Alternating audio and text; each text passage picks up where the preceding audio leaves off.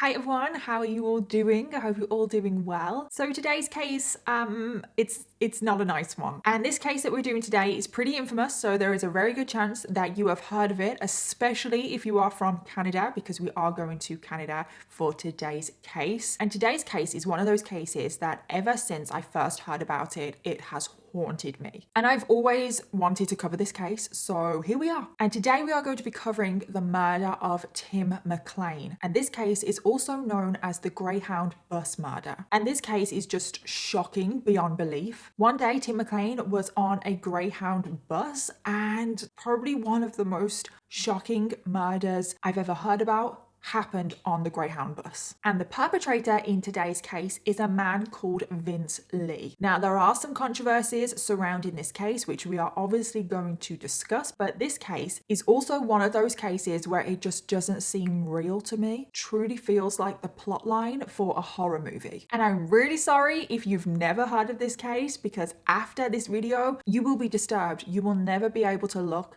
at public transport the same ever again. So that is what we are going to get into today. So let's jump in. So I just want to give a huge thank you to today's sponsor, and that is HelloFresh. Now, you guys know how much I love HelloFresh. I have been using HelloFresh for the longest time now. I truly don't know how I used to live without it. HelloFresh just makes cooking and planning for meal times so much easier. Every Monday morning, I get my HelloFresh box delivered, and I get so excited when the box turns up. I love unpacking my ingredients, and I get my box delivered on a Monday morning because that suits my schedule. But you can actually choose which day of the week you want your box delivered, and also what time, if you want morning or afternoon. HelloFresh is just so flexible. And when it comes to meal times, I just pull out my recipe card, I pull out my little brown bag with my ingredients, I get my fridge ingredients out, and I just follow the recipe card and I get to cooking, and it's just so simple. And when it comes to eating the HelloFresh meals, I have never been disappointed. They taste absolutely incredible. I don't know how they do it. And the thing that I love about HelloFresh is just the variety. There are always so many meals to choose from each week, meaning that I never get bored of meal times anymore. And like I've already said, HelloFresh is so flexible. Some weeks I will get 3 meals delivered, and then some weeks I'll get 5 meals delivered. You really can tailor your plan to fit you and your life. And there are so many different options. All dietary requirements are covered. There is less prep, less cleanup, and less food waste because you always get delivered the right amount of ingredients, making HelloFresh a sustainable option. And also, HelloFresh on average is 70% cheaper than eating at a restaurant. And given the fact that groceries are so expensive right now, like everything is going up in price, HelloFresh can also be cheaper than your grocery shopping. And if you guys wanted to try out HelloFresh for yourself, go to hellofresh.com and use the code 60Danielle for 60% off plus free shipping. Again, go to hellofresh.com and use the code 60Danielle for 60% off plus free shipping. Thank you again, HelloFresh, for sponsoring today's video and making today's video possible. But thank you to every single one of you guys watching right now, because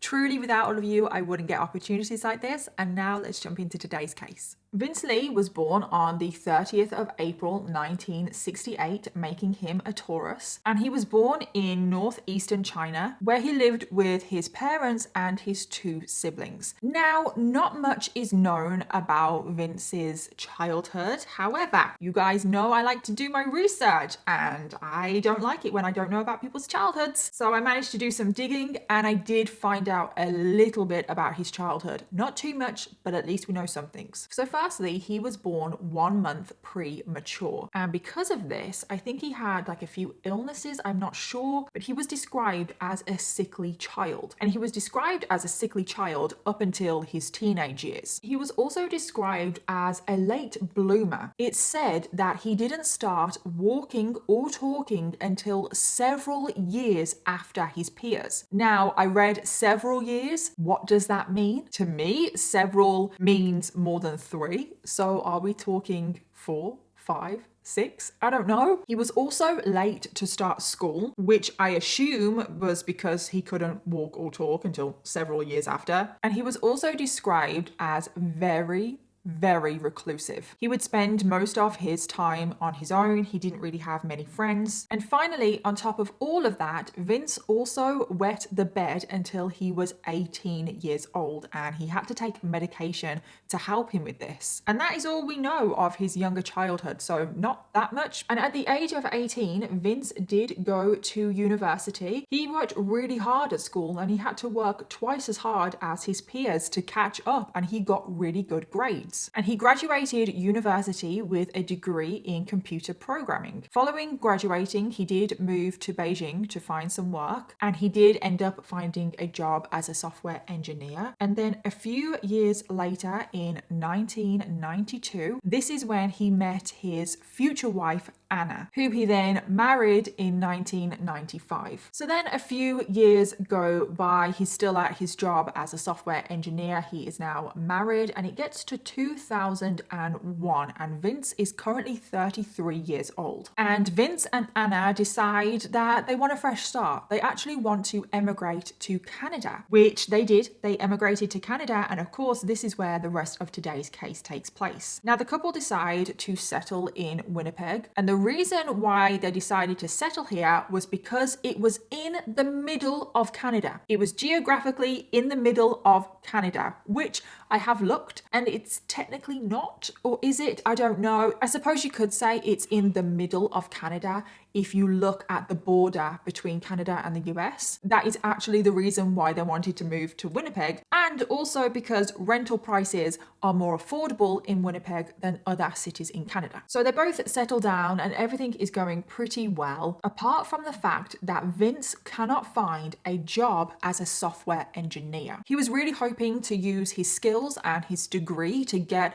a similar job to what he had in Beijing, now in Winnipeg, which did leave him very frustrated, and he had to get jobs that he didn't really enjoy. There was one time where he was working at McDonald's. He worked in a few warehouses. At one point, he was a cleaner for a church. So other than the fact that he was frustrated with his job, everything else was great for the couple. However, as we know, it does not stay like that. Oh no. So now we get to 2004. Vince is now 36 years old, and this is where everything changes. This is the downward spiral, the beginning of the downward spiral. And I don't know what happened. Like, was there a catalyst? Did something happen to cause this downward spiral? So first of all, Vince started acting very weird, like completely not his usual self, but he was acting weird. And his wife had started to notice this weird behavior, and she was very concerned. He wasn't eating properly, he wasn't sleeping, he was crying all the time. He kept saying that he was hearing voices in his head. And he kept telling Anna, his wife, that he was seeing visions from God. Now, none of that is great, is it? No. Very concerning, very worrying. Now, Anna didn't have a clue what to do because Vince, up until this moment, hadn't expressed hearing voices or seeing visions from God. So Anna just thought this must be because he's not sleeping, and he's kind of losing it because he's not sleeping. Because she didn't know what to do, she went to a local pharmacy and bought sleeping medication, you know, the stuff that you can buy over the counter. And she was just hoping that she could give him this sleeping medication, he would sleep, and it would fix everything. However, that was not the case, because Vince's problems were not that he wasn't sleeping. It was something a lot bigger, a lot more serious than that. But the couple kept fighting, they kept arguing. Vince, as we know, was already pretty reclusive, but he was becoming even more reclusive. He was really irritable. He was picking fights with people, like strangers in the streets. He started barely leaving the house. I assume he was only really leaving the house for work. Other than that, he would not leave. The voices in Vince's head were getting louder and louder. He was saying that he was getting more messages from God. And then,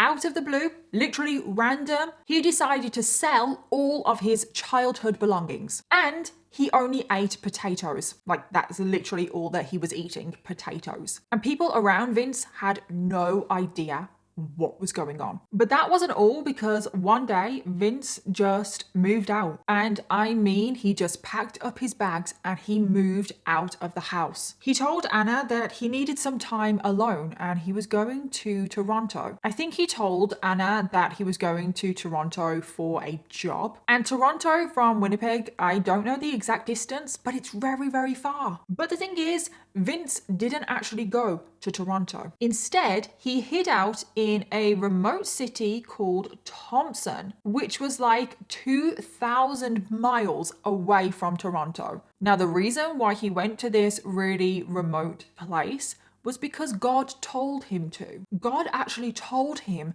that he needed to buy some land in Thompson. So Vince was following the orders of this voice in his head, and he went to Thompson to buy some land, even though he didn't have any money. And he spent 6 months in Thompson. He spent a lot of time there just wandering around, and I don't have a clue what he was doing. But after being in Thompson for 6 months, the voice in his head is now telling him he does need to go to Toronto. So then he gets to Toronto, and pretty much straight away, the voice in his head tells him that he needs to go back to Winnipeg to be with Anna. But it wasn't just that, because the voice in Vince's head told him that he needed to walk there. Now, I've already commented on how far these two cities are from each other. The voice in his head was telling him that he needed to walk thousands of miles. So that's what Vince did. Or at least that's what he attempted to do. And he started walking along the highway, which,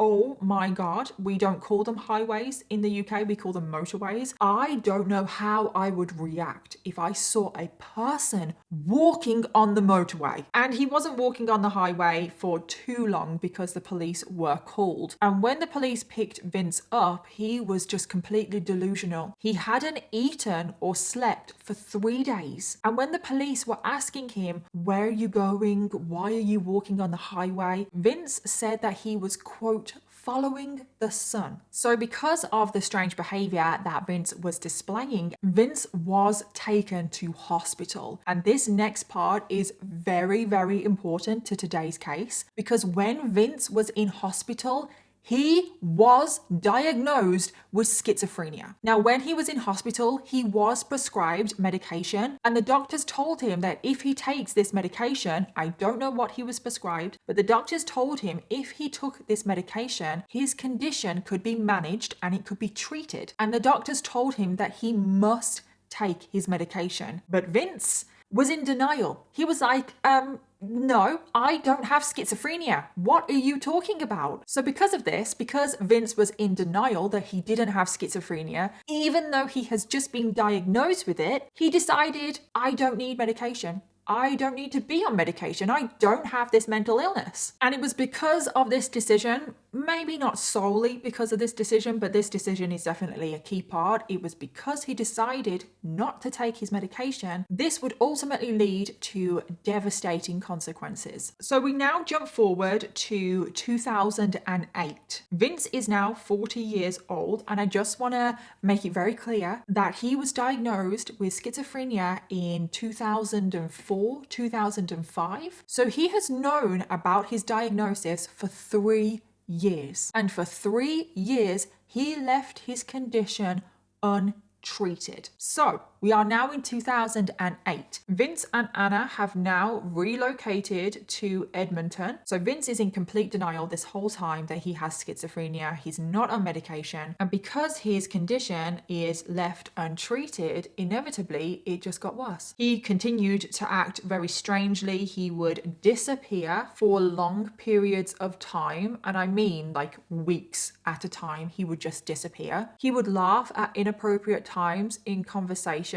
It's almost like he was living in his own little world in his head. And he actually did used to talk to himself quite a lot. He just didn't really seem to be present in the real world. On top of all of this, he also spoke about taking his own life. Now, Vince said that God, the voice in his head, was angry with him because Vince didn't carry out all of the orders that this voice told him to. So because this voice, God, was angry with him, he must take his own life. But Vince ignored this voice in his head on this occasion because Vince didn't want to take his own life. So over those 3 years between 2005 and 2008, Anna and Vince had gotten divorced at this point, but they were still still living together. Anna actually decided to let Vince live with her rent-free because she was so worried about him. Eventually, Vince managed to find a job in Walmart, and for a short period of time, it looked like he was finally getting his life back on track. He was still acting bizarrely, but he seemed to be a little bit more stable. And then, out of the blue, he just said, I'm going back to Beijing. He said that he was going to go back to Beijing to, quote, find a new wife. So this is what he did. He went back to Beijing to find a new wife, which honestly is a little bit of a kick in the teeth to Anna, who is letting you live in her home rent-free. So he goes back to Beijing to find a new wife. And after spending one whole day looking for a new wife, he said to himself, oh, my mission is unsuccessful. So because his mission was unsuccessful, he flew back to Canada the very next day. He spent one day in Beijing. Now, once he was back in Canada, his behavior actually escalated. It got worse. He became more angry, more aggressive. He was fired from his job at Walmart for, quote, an altercation with a co-worker. But that wasn't the worst of it, because the voices in his head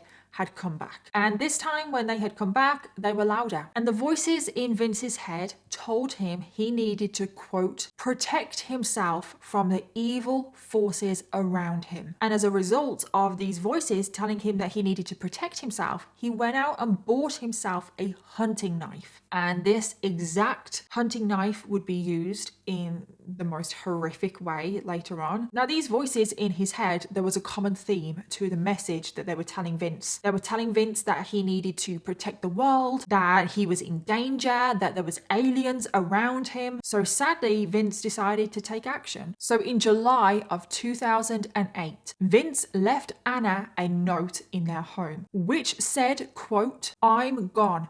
Don't look for me. I wish you were happy. And after Vince left that note, he walked out of the front door and he bought himself a Greyhound bus ticket. And this is literally the beginning of the series of tragic events in today's case. But ultimately, because he bought this bus ticket, he would meet a completely innocent, unsuspecting victim, and that was Tim McLean. So Tim McLean was born in 1985. He grew up in a small farming community of Ely, which is just outside of Winnipeg. And this is where he lived with his parents and his 6 siblings. Now, Tim has been described as very active. Even as a young child, he was just one of those kids that liked to be involved in everything. He always wanted to be doing something. He could never sit still. He absolutely loved sports. He loved the outdoors. He just loved anything that was an adventure. And Tim also was just one of these people that had so many friends. He was so charismatic. He was just like a magnet for people. And something that just defined Tim was that he loved having fun. He was up for anything. Now, growing up, Tim quickly realized that the more traditional 9-to-5 job was just not going to be what he wanted. He wanted a job that was going to be different every day. He didn't really like structure. And this is when Tim decided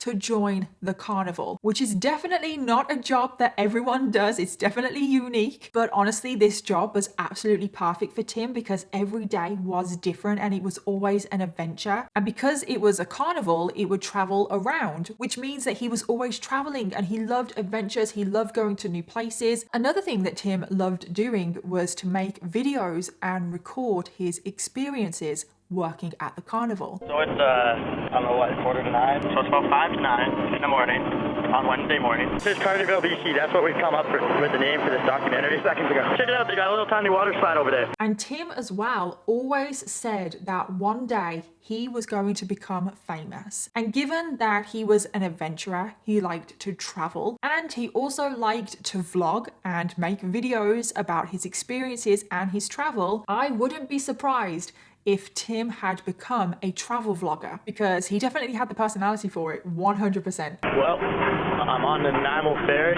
getting ready to leave the island. Basically, I'm just walking around the ferry.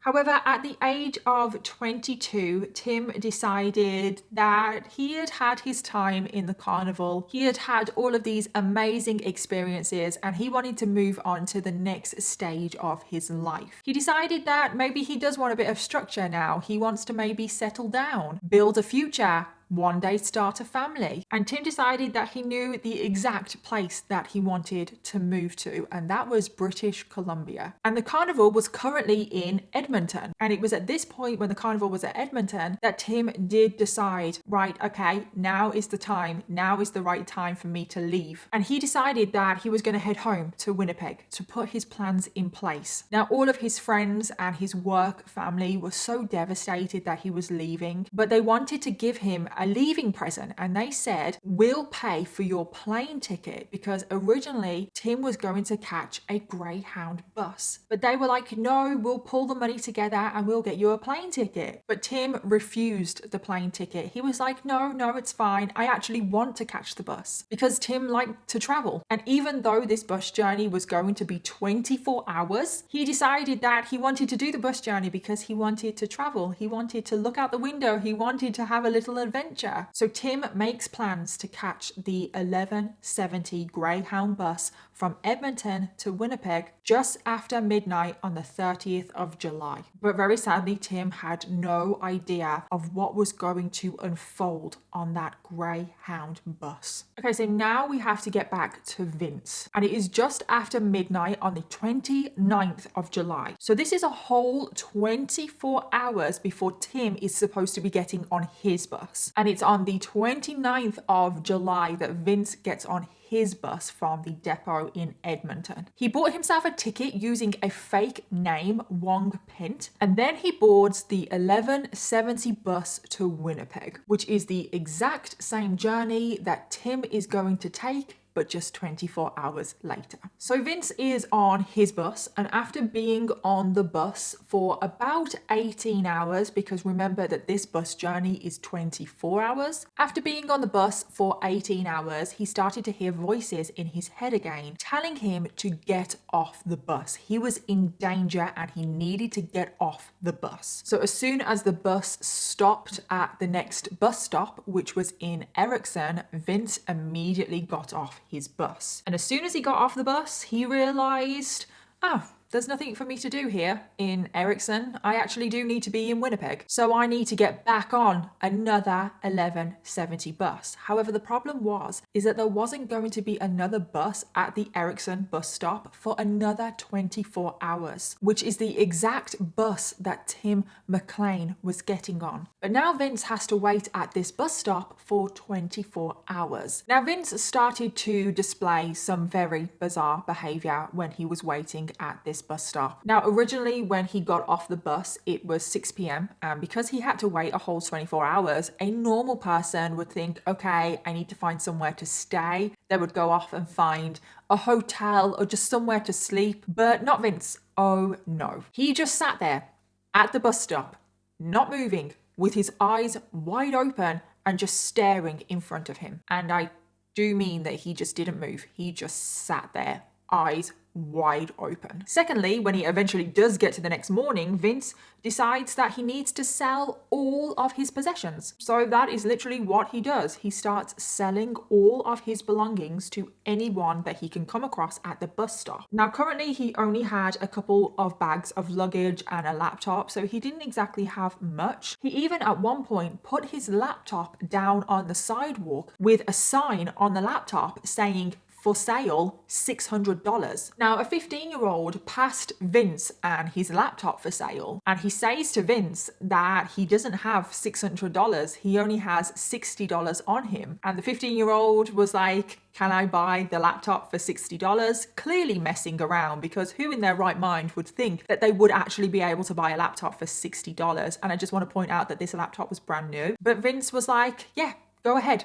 $60 sold. And then any of his possessions that he couldn't sell, he started to burn his possessions. Just on the side of the street. I personally think that maybe the police should have been called at this point, and then this case wouldn't have happened. And then finally, on top of all of that, Vince just started to pace up and down. He started to mutter under his breath. It was almost like he was doing a chant. He was speaking a different language. And so many people were so scared of him, they were actually avoiding him. Meanwhile, whilst all of this is going on, Tim has obviously gotten on his bus, and Tim is just on the bus. He's chilling out. He's enjoying the journey because he loves to travel. He's happily chatting to the other passengers on the bus, and Tim was getting closer and closer to Erickson, which is the bus stop where Vince is. And then on the 30th of July, just around 6 p.m, Tim's bus pulls into the Erickson bus stop where Vince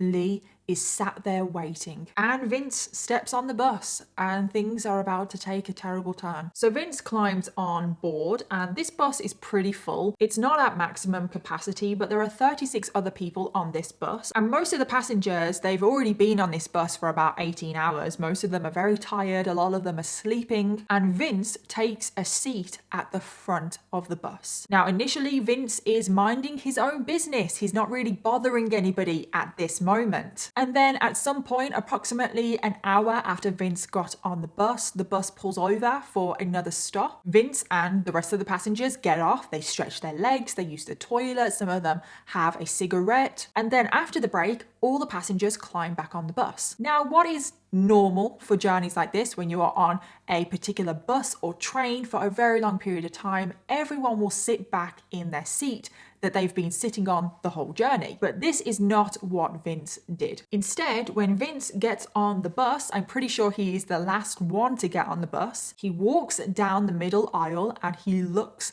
at everyone. He looks at everyone as he's passing them until he eventually gets to Tim. And Tim is sat pretty much at the back of the bus. And Vince sits down next to Tim. Now, Tim didn't mind that Vince had sat next to him. I feel like most people would probably mind a stranger sitting next to them on a bus when there is no need. But Tim didn't mind. He actually smiled at Vince and was polite to him and said, "Hi, how you doing?" Vince sat down, Tim put his headphones back on, and Tim went to sleep. Now, Tim is obviously asleep, so he is not witness to the bizarre behavior that Vince starts to display. But the passengers around Vince are starting to become very concerned. First of all, Vince had on sunglasses. Now, there was no need for him to be wearing these sunglasses, so that for starters was definitely a little bit strange. And then secondly, I don't even know how to describe this because it's very weird, but Vince had a 2-liter bottle of iced tea with him and a toilet roll. I know,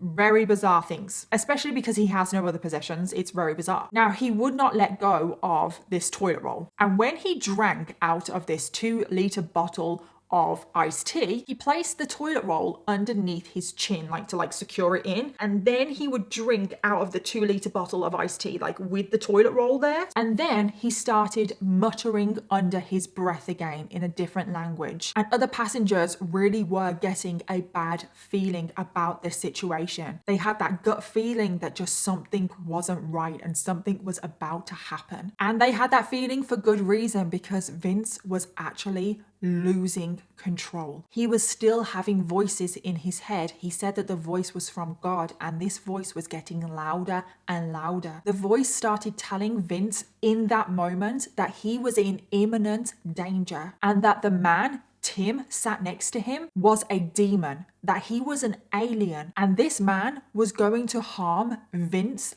and the other passengers on the bus. And then sadly, the voices inside of Vince's head told Vince that in order to save himself and the other passengers on the bus, he needed to destroy the man sat next to him. And this is where we get to the horrific events of today's case, and the events that take place now on this bus have truly disturbed me. So I really do need to give a warning now. It is very graphic. very, very graphic. So it was now 8:30 p.m. It was starting to get dark outside, and the bus was now traveling down the Trans-Canadian Highway. There was a movie playing on the TV on the bus. It was actually The Mask of Zorro that was playing, and most of the passengers were either sleeping or kind of drifting in and out. Everyone was basically relaxed, chilled out, and it was very calm on this bus. And it was at this exact moment that Vince pulled out a hunting knife, the very hunting knife that he bought in Edmonton. And this is when he launched his attack. Tim was currently asleep. He was leaning against the window when all of a sudden Vince lifted up the hunting knife, turned to Tim,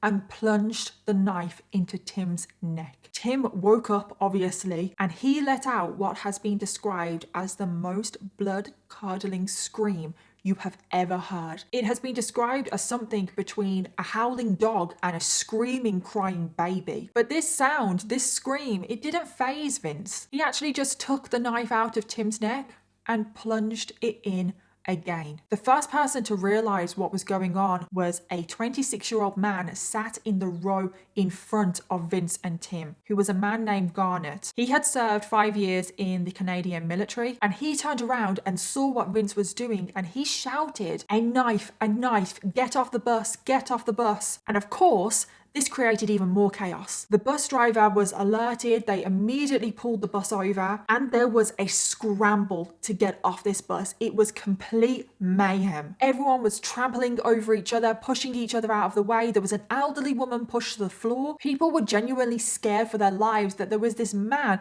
loose on the bus with a knife killing people. There was a mother at the back of the bus, literally right by where Vince is, murdering Tim, and she had her young toddler with her. And she was so terrified that she got her toddler and threw her toddler several rows forward to get her child away from the danger. I need to stress here how chaotic this bus was at this moment. But with all of this chaos around him, Vince just carried on stabbing Tim. It was almost robotic, his movements. He had no expression on his face. He literally was just stabbing Tim like this, focused solely on his mission of destroying this man. And Tim did try to fight back. There were defensive wounds on his hands and arms. At one point, Tim had actually pushed past Vince and fallen into the aisle of the bus. But again, Vince had sole focus on what he was doing. He was not about to stop his mission. And at this point, when Tim had fallen to the floor on the aisle, he had been stabbed approximately 50 to 60 times. And Garnet was stood there, and obviously he was in the military, so he would be more able to deal with this situation than the average person, even though who the hell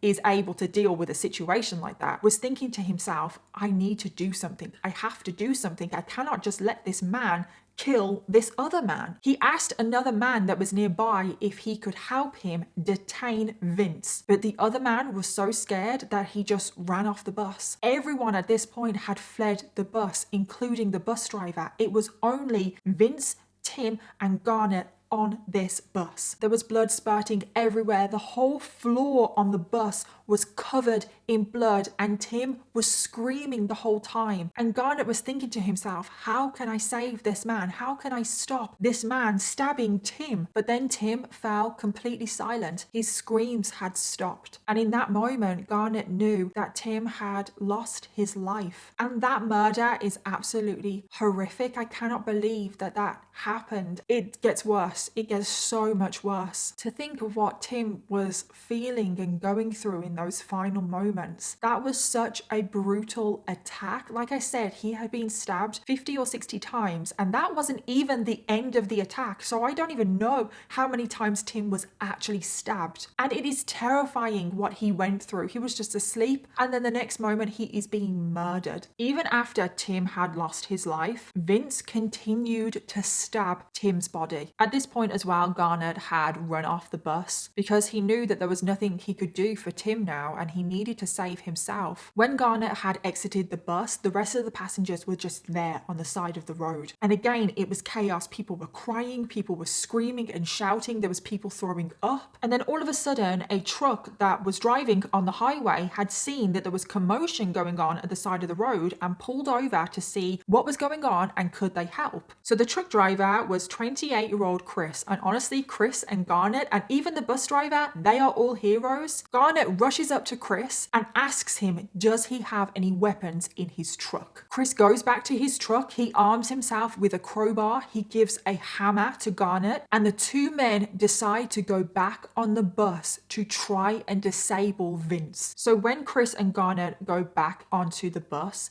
they come across a horror scene because Vince was kneeling in the aisle over Tim's body, and with the hunting knife, Vince had started to decapitate Tim. With the hunting knife, he was literally just sawing off Tim's head. And this is why I said in the beginning of the video that this case just seems like a plot line for a horror movie. Chris and Garnet approach Vince to try and disable him, and I don't know how they were brave enough to do that. After seeing this man behead someone in front of you and they are still going up to try and disable him, I am sorry, like I said, they are heroes. But as they approached Vince, Vince looked up and started to make his way towards them. Now, Chris and Garnet immediately panicked. I mean, of course they did. Vince is heading towards them with a hunting knife and he has just murdered somebody and he's now trying to decapitate them. So they immediately panic and they rush to get off the bus. But just as they got off the bus and they tried to shut the door, Vince was already right behind them and he had managed to get his knife through a gap in the door, and he was waving his knife at Chris and Garnet and everybody else. At this point, Chris and Garnet and probably the rest of the passengers, they ran for their lives. They believed that Vince was going to leave the bus, that Vince was now going to attack anybody that he came across. But instead, Vince just returned to Tim's body because that was his mission: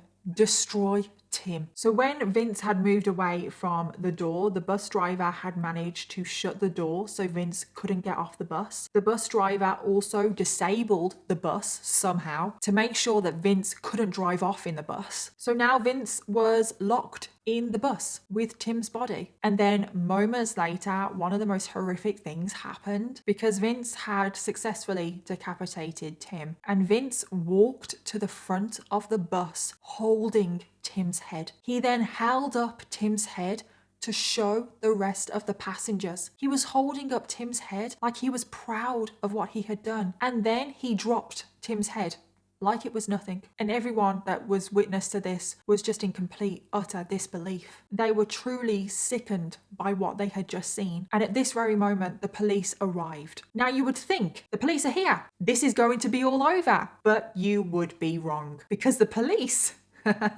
they decided basically not to do anything because there are still more horrific things to come. So the police arrive and, like I said, they decide to do nothing, which is crazy. They realize that Tim has already lost his life and Vince is currently locked on the bus. There is no way that he can get out. So they decide that there's no need to detain Vince. Instead, they just stand there and watch. This case is already bad enough, but it's about to get worse, and I cannot get over the fact that the police arrived and they just stood there and watched. So back on the bus, Vince is obviously locked in with Tim's body and he starts to hear voices again. These voices tell him that Tim's body may come back to life. So Vince needs to destroy Tim's body as much as possible. So this is when Vince proceeds to dismember Tim's body even more. He starts by cutting into Tim's chest and then his stomach, and then he starts to remove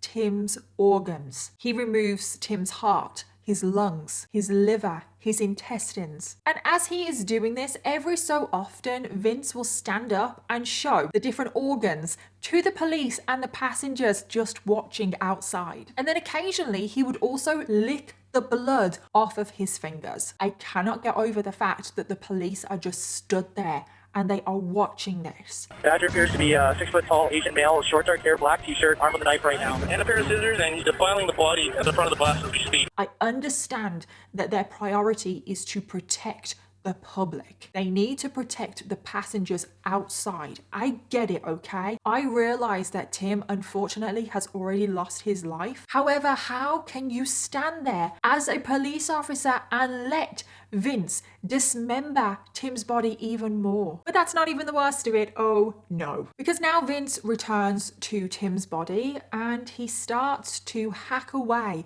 at Tim's face. Vince removes Tim's nose, his ears, both of his eyes, and his tongue. And then Vince stands up to the window again in full view of everyone and he starts to take a bite.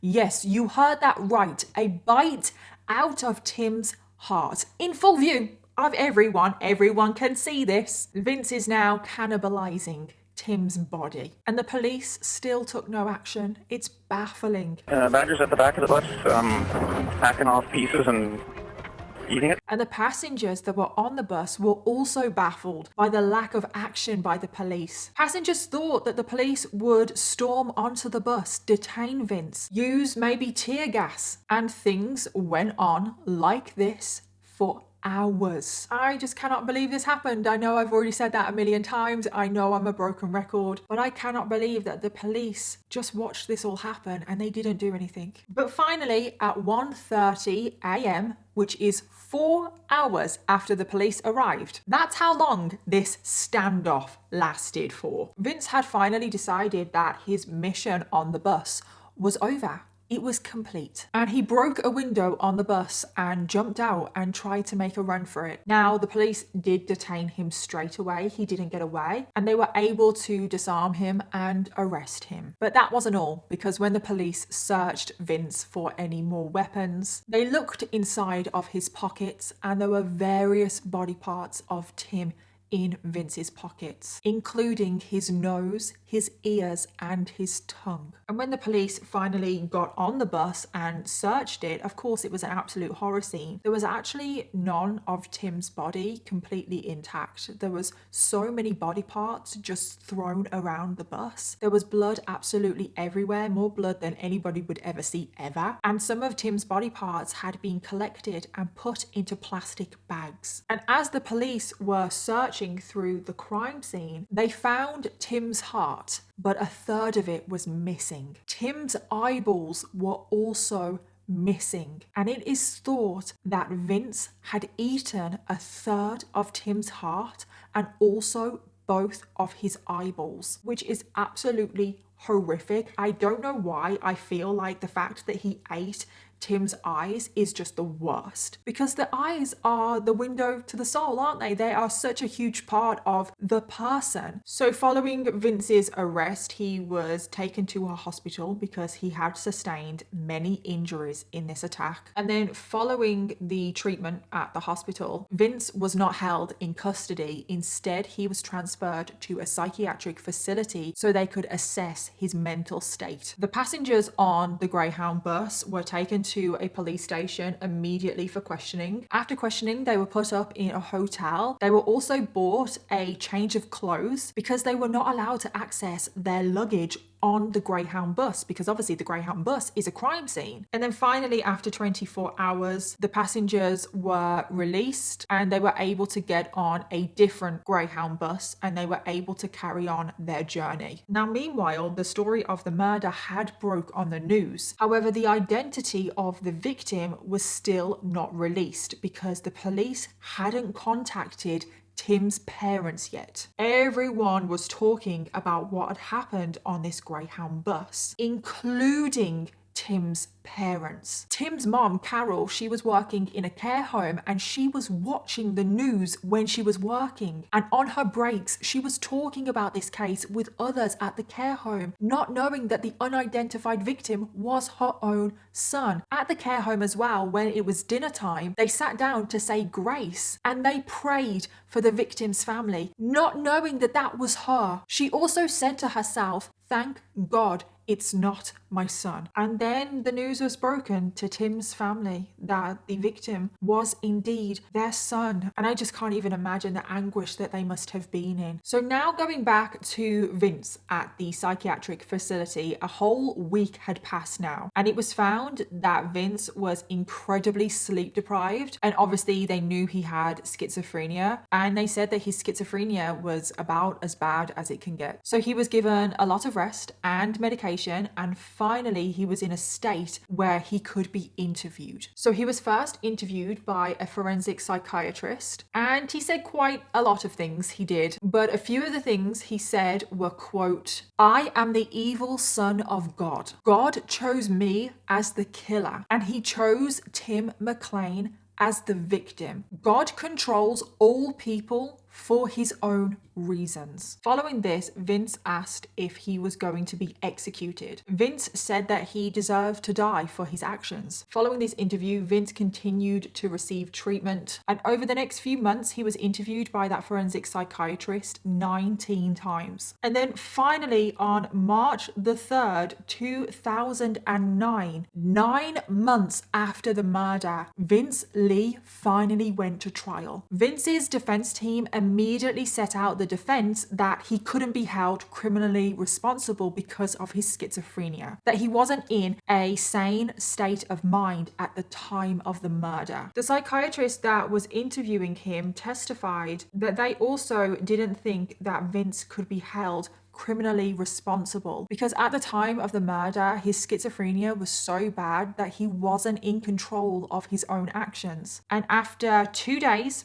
that is how long the trial lasted for, the judge agreed, and therefore he couldn't be held criminally responsible for the murder of Tim McLean, which means that he will not go to prison. Instead, he will go to a psychiatric hospital. Vince would be given treatment at the psychiatric hospital, and then his condition would be reviewed every single year, meaning that Vince could technically be released from this psychiatric hospital within a year, and he could be released into the public with no further punishment. Now, in the aftermath of the trial, Tim's family were understandably furious. They were angry that the trial had concluded in 2 days, and they were not involved in the trial whatsoever. Normally, when you have a trial, there is always a time where you can have the victims speak out. They can give their impact statement. The families of the victims can speak in the trial and address the court. Tim's family were never allowed to do that. They were never allowed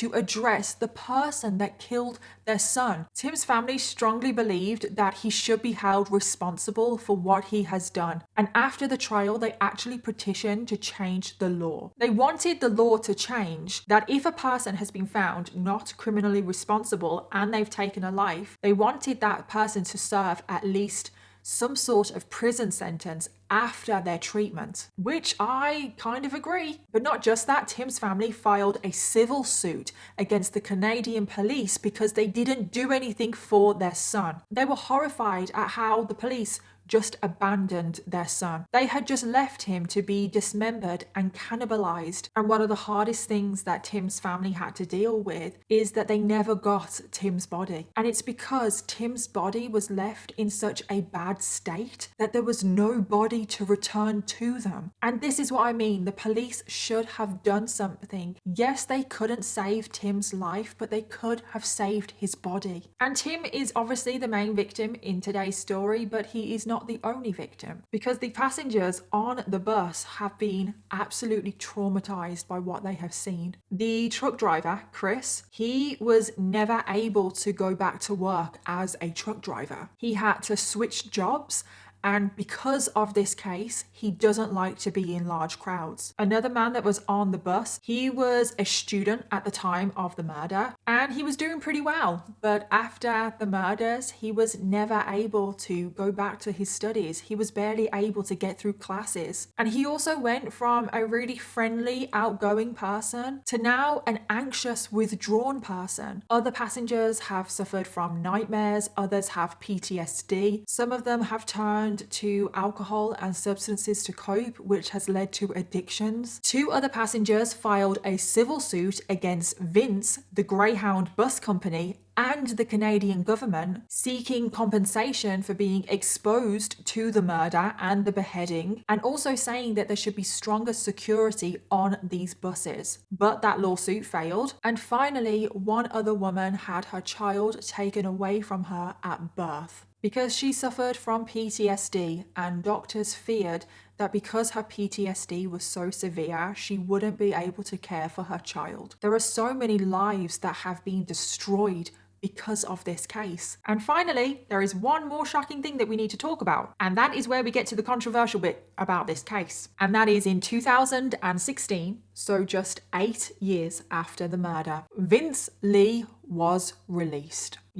Yeah, you heard that right. He was released. It was decided that he was fully treated and he was no longer a threat to society, and he could be released and rejoin society and it all be okay. He was actually given a new name, which is Will Baker. When he was initially released, he did have to check in so they could monitor his mental health, his schizophrenia, and also make sure that he's still taking his medication. However, in 2017, so 1 year after his release, it was determined that Vince no longer needed supervision. He was granted absolute discharge, meaning that he is responsible for himself. He no longer has to check in with anyone, and he is responsible for his own mental health and for taking his own medication. I cannot believe it. I'm speechless about this. I really am. But understandably, the fact that Vince was now released and free to live his life caused public outrage. It sickens me. Now he's going to be walking the streets of Winnipeg. I'm horrified by that. People were shocked that he was able to commit murder, and such a horrific murder. And also the fact that he murdered a stranger unprovoked, and now he was just released into society unsupervised. Make that make sense? It doesn't. What the actual hell? I just don't understand why they have left him in control of his own medication when he has proven in the past to not take his medication. And my opinion on this case is that he should have been in a psychiatric hospital. He should have been treated. But then as soon as he was treated, he should have been transferred to prison. At the end of the day, he has still killed somebody. So there is a lot of debate surrounding this case. A lot of people think that he should be in prison. He shouldn't have been released. And I kind of agree. It doesn't really feel like he has been punished for what he has done. He hasn't been held accountable, and I think that's wrong. But now I want to finish this video focusing on the victim of today's case, and that was Tim McLean. Tim McLean was described as a loving, friendly, extremely charismatic person. He loved to have fun. He loved meeting new people. He loved having adventures. He was described by his brother as a true modern-day nomad. Well, I'm on the Nanaimo ferry, getting ready to leave the island. He had a huge family who absolutely adored him, and following his loss, they said Tim's appetite for life was legendary. He could never stand still. There was a whole world to see, and everywhere he went, he brought light and joy. And then tragically, 6 years after the murder, it was finally revealed to the public that at the time of the murder, Tim was a father-to-be. And 5 months after his death, Tim's son was born, a son that Tim would never get to meet, and a son that is now in part being raised by Tim's mom, Carol, which is just absolutely heartbreaking. Tim still had so much more to give in life, and he was taken far too soon. He was just 22 years old. And my heart just breaks for Tim's family. I can't believe what they had to go through. And I can't believe that they have to just accept that their son's murderer is out there, just walking around, living his life. So you guys are going to have to let me know what your thoughts are on this case. Like I said, there are some controversies surrounding this case. So as always, let me know what your thoughts, theories, and opinions are. And don't forget to let me know your case suggestions, because I always want to know what you want to hear next. Thank you again to HelloFresh for sponsoring today's video, and I'll see you all in my next one. Bye.